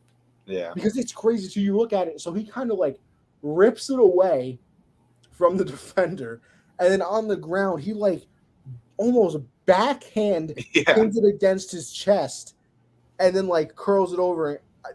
That's the best catch I've ever seen. I'm telling you right now. Diggs had a nice catch too. Oh my God! I thought, listen, that was the thing. I was like, oh, that's the catch of the game, and then I go and I watch the rest of the game, and Jefferson did that. No, but no, you're right. That Diggs catch, because I mean, Josh Allen throws a fastball. He ain't throwing it high. It was high too. He goes up, snagged it. Just one hand plucks it out of the air. I was like, damn, that's a hell of a catch. TJ Hawkinson made that catch, and I was like, nah, that's the best. Like, I'm serious. Like, the only other catch, and listen, I don't even think this is bias, is that Edelman catch in the Super Bowl. That one's up there. Where it goes up in the air, it bounces off somebody's leg, he catches it, lets it go, and has to reposition his hands, and then catches it again. And I think we did the math on it. It was about 3 pancakes off the ground. Sports Science did that. So I don't know. There's a lot of catches that didn't count that were like Jamar Chase had one against the Steelers. Oh, remember the DeAndre Hopkins one? That didn't count. I think through his leg. Yes. Yeah, that was. They should have let that count just because of how good it was. Yeah, that was nasty. There have been a lot of great catches like that, but to have two of them like that in one game is pretty good. But that Edelman one, just the Super Bowl. Yeah, the fact that that was a crazy because he was sandwiched, but he was underneath everybody. Yeah, it was 3 Falcons and him, and he still caught it. And he just literally bounced off the leg. He caught it, lets it go, and then catches it again before it hits the ground. Incredible. He's got a pretty good podcast too. I don't know the comedian's name he does it with, but Edelman. Yeah, Edelman's got a podcast. He does it with a comedian. I don't know his name, but I know him and Danny Amendola did stuff when they were with the Pats. I wonder if they still do anything. But yeah, unbelievable game. I mean, just that's what you want. Like, I think this was the best week of football. You had that game this season. The Lions and the Bears. You had I'm trying. There was another one too that was. Let me look it up. Denver, Tennessee was kind of good. Yeah, that came down to the end. I mean, Jacksonville, Kansas City was decent. Yeah, not bad. Dallas, Green Bay, that was good. That was the other one. Dallas, Green Bay was very good. Indy versus the Raiders was good too. Yeah, no, that was actually a pretty good game. And I mean, Chargers, Falcons, 49ers, Chargers. That was a pretty solid game. I didn't watch that one. I didn't watch it last night. No. Interesting. Fake football fan, unbelievable. No, I'm kidding. I was watching The Walking Dead. Next week's the finale. I heard. My mom is a big Walking Dead person. Yeah, I stopped watching after the prison, I think. No, I lied. I stopped watching when they killed Glenn. Yeah, so I had already kind of stopped watching at that point, and like because you don't even know Glenn died until season premiere. The finale they show someone died, but they don't. No, yeah, that's what I'm saying. I had kind of lost interest at that point, but I knew somebody died, so I came back and I watched it, and then I was like, and it's not even because Glenn died that I was like, I'm not watching this show. I just lost interest. Yeah, it didn't hold up to what it was for a while, but they also screwed themselves over. They fired the director from the first 3 seasons, and then after that season they fired that director. So it's been a lot of turnover, you would say. Yeah, it's weird. You know, when you get a hit TV show, why would you fire your director? Well, what are you doing? He did good. He did his job. It's not fire. Well, Josh, someone who didn't do their job was Frank Reich, the head coach of the Indianapolis Colts. And, well, Jim Irsay had to bring in a new director himself. And that would be Mr. Jeff Saturday. Interim head coach, undefeated 1-0 against the Raiders. I didn't even know Matt Ryan was going to play. I didn't know No, Matt Ryan was good. I don't think anybody did. And then all of a sudden, I'm seeing tweets. If pregame warmups mean anything, Matt Ryan looks like he might start. And I was like, Matt Ryan's going to start. And I saw another tweet that's like, Matt Ryan's going to start. And I was like, when was this talked about? I was like, how are we just figuring this out 25 minutes before the game starts? And I listened to McAfee today. They had Jeff Saturday on. Very entertaining, by the way, of course. And I guess on Wednesday, he had asked Matt like how he was feeling, and then he said that he was like, feeling all right. He was doing pretty good. I think he was gonna start throwing or something. And then on Thursday, he came out and was slinging it, as Jeff Saturday said. His quote, not mine. And they kind of he sat down with Sam and was like, hey, I said the best 11 are going to play. I think Matt's going to play for us. So, Matt Ryan ends up playing. But good, too. Played pretty well. Jeff said that he, going into the game, he talked to the offensive line and kind of called them out, in those meetings. It was like, yo, you guys got to play better. And they accepted the challenge. I mean, hey, it showed up, I'll tell you that, because we figured out that Jonathan Taylor still can play football. Yeah. 22 rushing attempts, 147 yards, and a touchdown. So good news, everybody. Jonathan Taylor still knows how to play football. Kind of saved your fantasy chances this week against me, too. The fact that you beat me, and I was 9-0. No, you still got a chance if Terry goes off. Shut up. He's like 19. He's like 20 points. This man has Christian Watson in. All of a sudden, Christian Watson hasn't done anything the entire season, and he scores 3 touchdowns. I was like an hour away from having Rashad Bateman in my lineup instead of him too. Just absolutely. And Alec Pierce had 0 points. Because I remember at one point I had like a 45-55 chance. Yeah. And then I looked, and I had kind of forgot that you had Watson in, and I went back and it said like 80-20, and I was like, so what the hell happened that he possibly got good chances that great? And all I see is Christian Watson in the lineup. I said, okay, yeah, that'll do it. That's a team. Yep. I gave you all your quarterbacks in that league too. Unbelievable. I low key might make the playoffs. There goes my undefeated season. I'm 9-0 right now. I'm gonna lose. And I didn't even have a bad week. I'm projected 133. Like, I didn't even have a bad week. You played good. I just had Justin Fields, Christian Watson, and Dalvin Cook go off. Listen, by the way, I picked up Fields in my ESPN league last week, and I'm like 9th because we still do a waiver wire, which I got to change next year on ESPN. Like, I hate the waiver. But I picked him up, and I guess nobody had put a claim in him because I'm like 9th because I have a good team. And the only other person that I know who put a waiver claim on him is the 10th team. So I ended up getting Justin Fields, and let me tell you, talk about completing the lineup. I dropped 160 on my opponent this week. Nice stuff. So, I went 3-0 in all of my sleeper leagues. I beat my boy in another league. I did pretty good besides that league. I won in 1, 2. I did lose my first college basketball bet of the year too. Oh yeah, Great back. St. Bonaventure had to go and lose to kill my parlay. Unbelievable. The Bonnie. It's kind of fun though. Like, I don't know how to describe it. Kind of like if you disappeared from watching football for the entire off season, and then you just came and saw the rosters, and you're like, oh, he's like Tyreek's in Miami now, like, just like that crazy. That's kind of how it is right now for me for college basketball, because I'm seeing the players from last year enter the transfer portal. I'm like, damn, he plays here. Like, St. Bonaventure ran a 6-man rotation last year. All 6 guys are gone. Different schools. It's crazy. It's cool to see that. They all went up in the world. Got guys at Florida, Alabama, Iowa State. So, pretty good though. Wow. Yeah. Back to.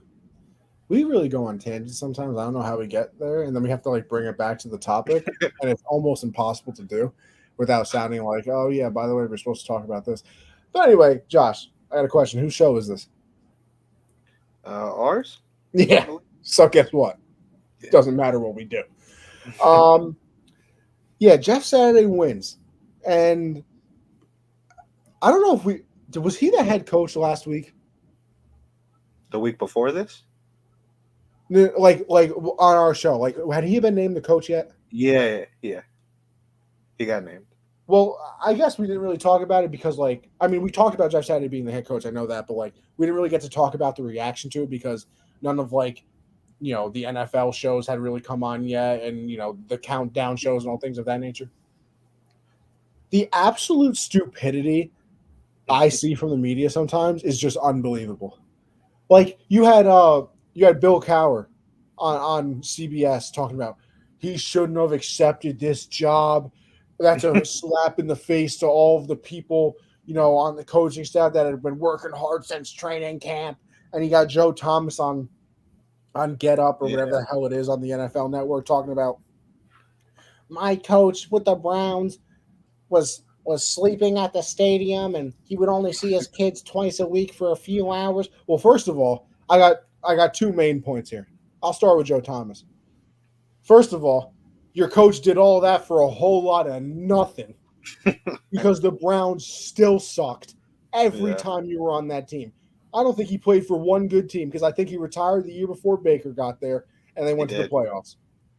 He did. So all your coaches sacrificed whatever they did for a whole lot of absolute zero wins. So maybe you shouldn't compare your coaches to successful ones because you don't know what a successful coach is. You never had one. Your teams were always terrible, always. And then it's a coward. He shouldn't have accepted the job. Yeah, bro. Because I'm gonna just look at an NFL owner when there's one of 30 jobs like that in the entire world, head coach of an NFL team, and be like, yeah, I'm good, bro. I don't especially the team you played for. Those millions of dollars of that you want to offer me to become the interim coach, I'm good. Plus, he played there. That's his team. He's a legend there. What, 13 seasons, I believe he played there? Won a ring. Got a Super Bowl. He shouldn't have accepted the job. Yeah, okay. Why wouldn't you? No. Josh, I'm sure that there were people that applied for that CBS analyst spot that probably, worked how many years Cowher got? That probably worked their way up from, little downtown reporter to, lead analyst on local Wisconsin radio. He's getting coffee for people. He's getting everybody's coffee. Yeah, shining shoes. I'm sure somebody like that applied, but you're Bill Cowher, and you coached in the NFL, so you got the job. Why'd you accept it? There was probably somebody more qualified who's been in front of a camera before, who's actually analyzed football other than their own team before. I am sure somebody applied for that job. Why would you take it? It is the absolute dumbest thing I've ever seen. Was I surprised that Jeff Saturday was named the head coach? Obviously. Who wouldn't have been? That came out of not even left field, right field. That came from out of the stadium. The sky was falling. But he's not supposed to accept the job. I don't understand. I literally don't understand. If anything, you want to talk about somebody who shouldn't accept a job. How does Josh McDaniels keep getting coaching jobs? This man robbed the Broncos. They had one season with Tim Tebow. And then after that, the players basically ran him out. The Colts actually they won by hiring Frank Reich. The Colts actually did something good. And then he goes to the Raiders. They're 2-7. You got Derek Carr and Devontae Adams, Fresno State roomies. A dog at running back with Josh Jacobs, too. 2-7. Two of them? Now, I will say, I did see something this weekend that Darren Waller, Hunter Renfrow, Devontae Adams, and Derek Carr have played a total of 40 snaps together this season. So, yeah. Is your big four that you were supposed to have on the field? No. But are you not better than 2-7? And you had Mark Davis come out today talking about, they did an extensive coaching search for McDaniels and they feel confident in him and blah, blah. I really hope that those are just words because honestly, 2-7, I'm one and done. You're good. He's not getting fired. He won't get fired. I'm just saying, if I'm the owner, I'm good. I'm good. How long do you think he knew about the stuff with Gruden and was just like, hey, what people don't know won't hurt him. He's my coach. You think he's going to fire someone over games? Hell no. Yeah, you make a point. I said it last year. Rich Bisaccia should have got a chance. I don't know said how it. you I get a team agreed. to the playoffs. I agree. How you get a team to the playoffs and then say goodbye for a failed head coach. Shouldn't have taken the job though. We shouldn't have. The Jeff Saturday thing is unbelievable to me. Coached a hell of a game. Got the dub. Matt Ryan looks like Lamar Jackson too. Crazy. I don't know if this is true, and I'm 90% sure I heard it correctly, that Matt Ryan had never run for more than 15 yards in his career. I'd believe it 100%. No, not. I don't think 15 yards total, or like 15 yards on one run. Yeah, and then he broke off that 30-yarder down the sideline. He was gone, dude. He was gone. You're letting 96-year-old Matt Ryan, who got benched. And you know what the other thing too is? That Matt Ryan thing, I saw it on Twitter, has to be one last kick in the balls to Reich, because that was Jim Irsay who made him do it.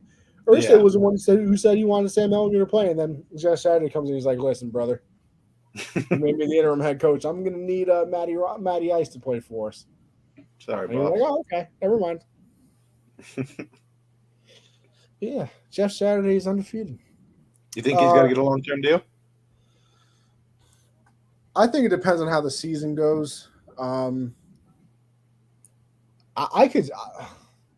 They win 2 more games. I was just about to say that. I think if they win 2 more games, he gets a deal. I do too. I just think actually it depends how the team is reacting to him. If they're in games, the offense is moving. I think he keeps it, unless there's a excellent candidate out there. But they didn't like anyone on their own staff, so I don't doubt it. Unless this man Sean Payton's like, hey, I don't know why, but I really like Indianapolis. You know, I'm also seeing fans of tanking teams Photoshop Joe Brady as their next head coach. Just crazy to me that Matt Rule fired that man and made him a scapegoat. Now he's out there getting credit for Josh Allen. that's what he's doing right now. Imagine being like, "What's your job?" "Oh, I coach Josh Allen, quarterbacks coach for the MVP. Nothing, no biggie. Like, can't do better at a job than I'm doing. Quarterbacks coach with the MVP. I'm literally kind of the best ever. Just light work. Just saying. I don't know. Long-term deal. I mean, listen, they made in the interim, and they came out of nowhere. So hey, why not a long-term deal come out of nowhere? If he does good, why not? I mean, what do you got to lose? You just fire him. Yeah, they're billionaires for a reason. They can do whatever they want. Bucks and the Packers, they both got big wins, and you kind of ask, can either one of them turn it around? I got a pretty simple answer to that, Josh, but I want to hear yours first. I think both teams can turn it around. I think it's easier for the Bucks to do it with the division being so bad. They're gonna cruise to a division win. You know, I think 6-7 wins will probably do it for them. So it's not even like they need to fully bounce back. They'll have a playoff spot. For Green Bay, you're not winning the division. There's a good chance you could finish second, but it's gonna be difficult. I mean, who's in the playoff race right now it's the entire NFC East? Minnesota. So it would be the winners right now are the Seahawks, Eagles, Minnesota. Vikings. The Giants and Cowboys are definitely in. And then whoever wins the South, the Bucks, they'll be in. Yeah. So what, is that 7? Yeah, so I mean, you got to hope the Giants cool off and the Packers can go on a run. That's the only way I think they're going to get in. It's going to be tough. So I think the Bucks are alive very much still. And the Packers, they got some work to do. Listen, but right now it is the Eagles, Vikings, Seahawks, Bucks, Giants, Cowboys, 49ers. Niners, yep. So, I mean, it's going to be a tough road, but Rodgers did just deliver his yearly quote for when his team's doing bad. He said, we're not dead yet. We're not dead. So yeah, I mean, listen, you stole the words right out of my mouth. It's much easier for the Bucks because the division is awful. Like, Can the Packers turn around and get a wild card? Yeah, I guess. And I think Christian Watson doing what he just did makes it a lot more possible for them to do it, because I think that's the game where you can officially build confidence and kind of, take something from that. I mean, he hadn't really had a game yet where he went out and did anything. He had dropped a lot of passes, but certainly didn't catch 3 of them. So, Christian Watson's probably walking around with a new swagger. I think Randall Cobb just came back. Aaron Jones had a really good game. So maybe they figured out, hey, we should probably run the ball. And then, you have Aaron Rodgers, who's just won back-to-back MVPs. So it's definitely possible for them. I mean, the 49ers have the last wild card spot right now, and they're 5-4. The Packers are 4-6. So it's obviously not like, the last wild card spot is 7-2. Yeah. So they obviously have a chance to do something. They better, string these wins together, obviously. But it is possible for them to turn it back. And then for the Bucs, very easily. They looked really good, honestly, against the Seahawks. They looked pretty well. I think that was the most complete game they played offensively and defensively. I'm on those sides of the football. Winfield Jr. coming back is big for them. Devin White had a great game. Julio looked fast. Yeah. Julio looked real good in that game. Scored that touchdown. Chris Godwin kind of looks like he got his legs back underneath from recovering from the injury that he had. Mike Evans continues to do what he always does, and I think that Otten is going to be the tight end. I agree. I feel like he has a pretty good connection with Brady. He had that touchdown to win the game last week. Made a couple catches in this one as well that I liked. So I think Otten becomes a tight end there. So they kind of found the solution to Gronk not being there. And hell, Brady said that Gronk is done. Gronk said he's done. I still wonder. I still do wonder if that phone call comes in December of like, hey, I need you for 6 weeks, buddy. We can win another Super Bowl. I'm confident. If he's just like, screw it. I got nothing better to do. So we'll find out. But yeah, definitely the Bucs. But yeah, some good games in Week 10. Packers with a nice. I believe it was 195-0. The Cowboys were leading by 14 points in the fourth quarter. Really? 195-1 now, by the way. 195-1. So, another thing. Actually, no, I'll make him my. Because listen, our next little segment here, QB of the week. Go with Justin Fields, because I think not only has he figured it out, but the Bears have figured out that's just what they have to do.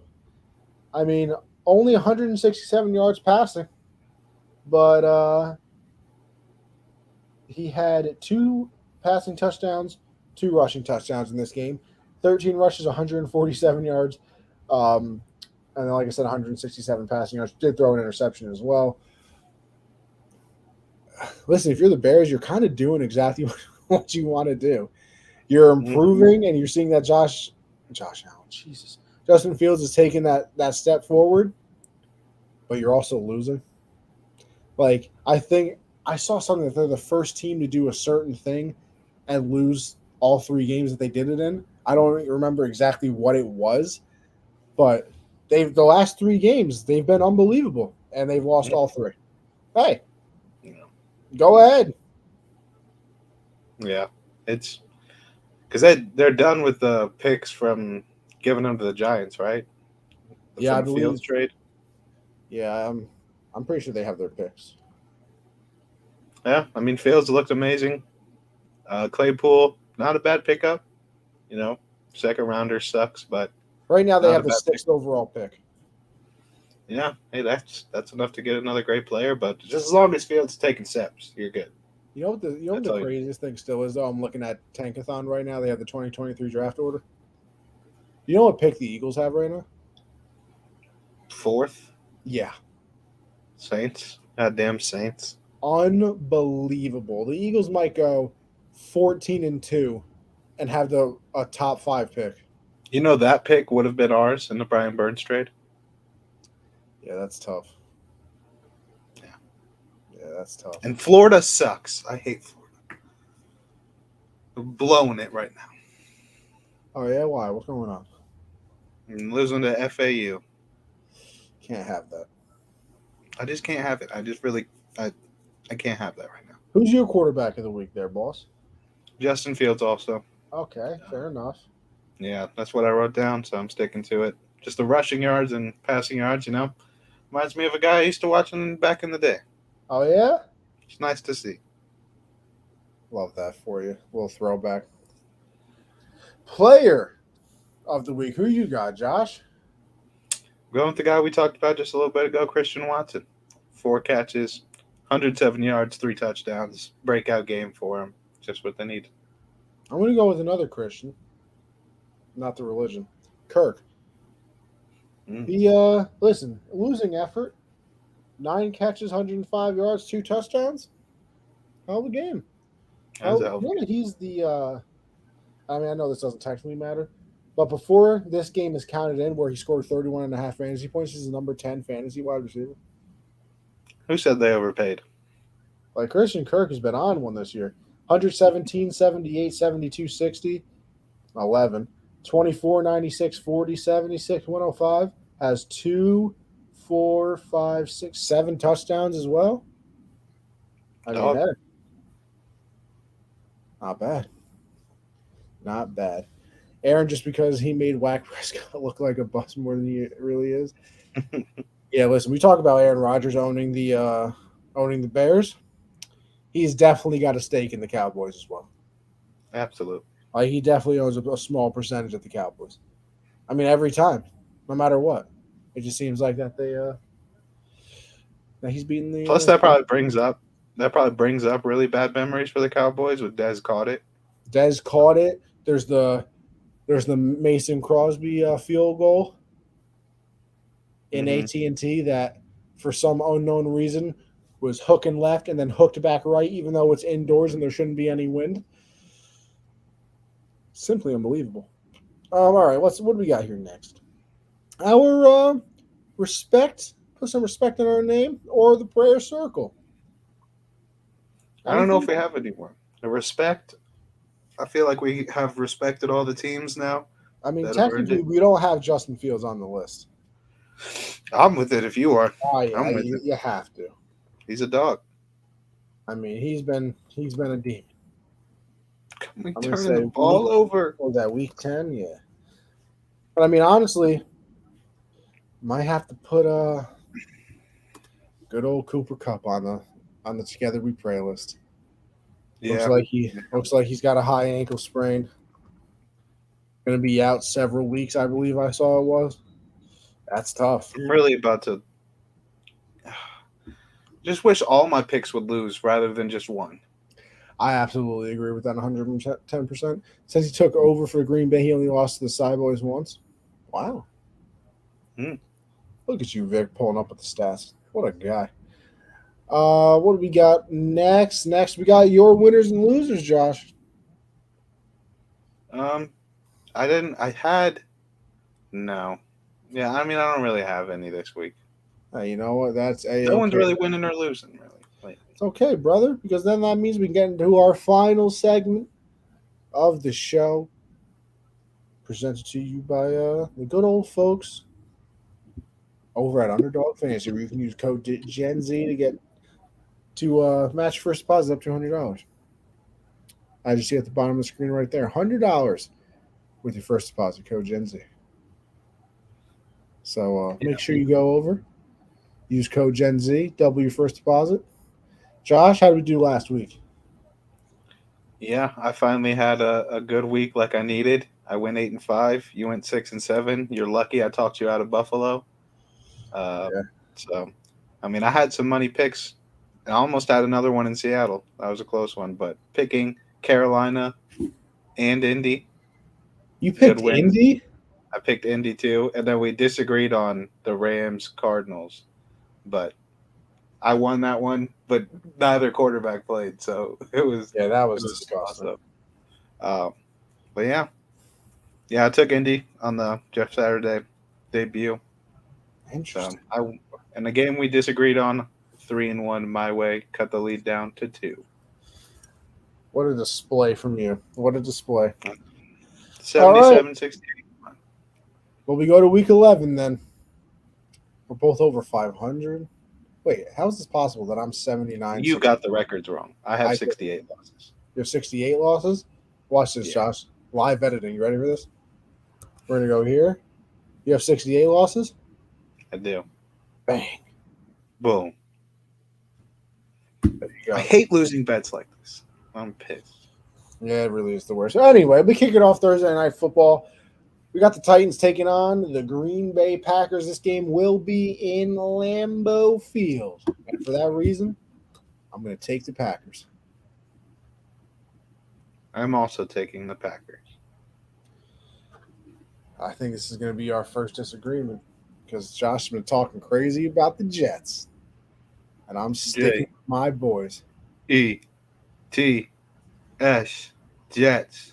Let's go. For hashtag forever NE, Patriots got their 14th straight victory over the so they're not even Jets. They're more like a prop plane, if I'm being honest.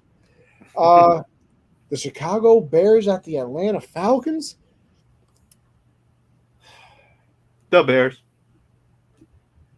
You know what, Josh? I'm picking the Bears. I am. But I almost hope that the Falcons lose. Just so I want Fields to have another crazy game so that the Bears get an even better draft pick. That'd be nice.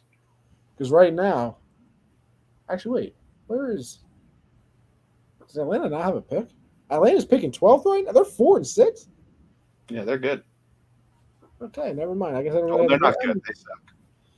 Not yet.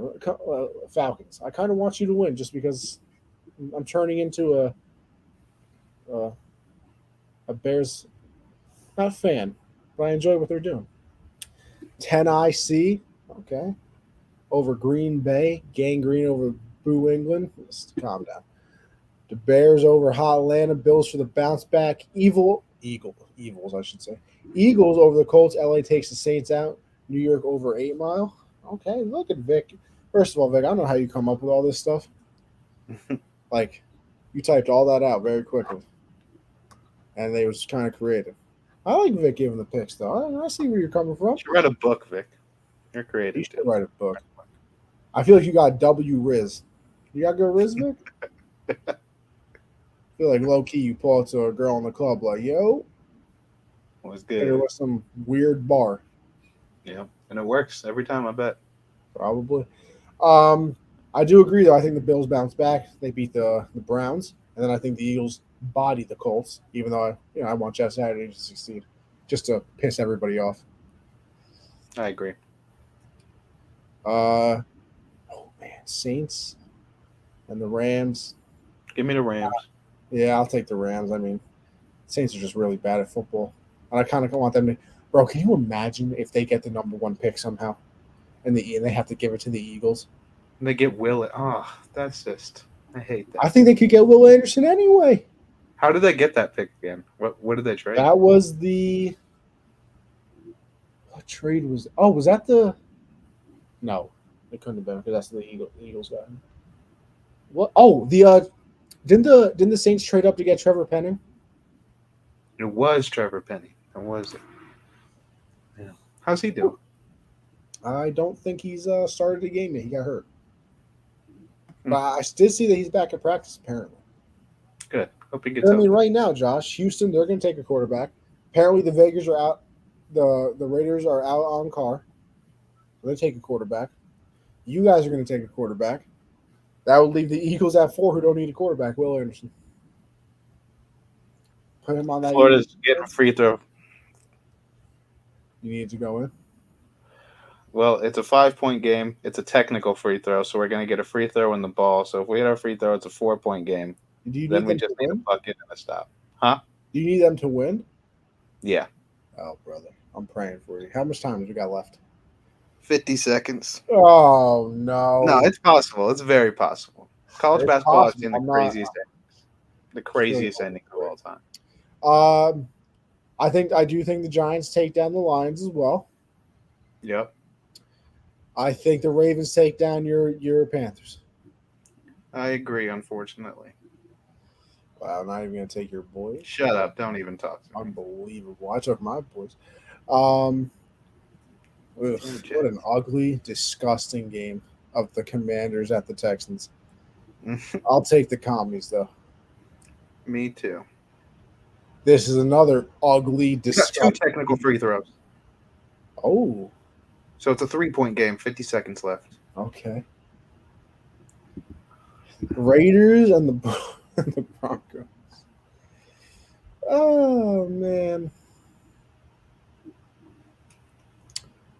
Give me the Broncos. I'm not losing on a game like this, so I'll take the Broncos. I'm not doing. You know that they're averaging like 14.6 points a game. Really? Yeah. Oh, we got more picks from Vic. Wakanda forever over the Ravens. Yes, sir. Okay. Commanders over Texans. We agree. Oakland, I will not acknowledge Nevada over the mile high. The men from the north over the Side Boys. Ice Cold Joe over the Squealers. I'm going with the Vikings in that Cowboy game. I am also. I like their defense a lot.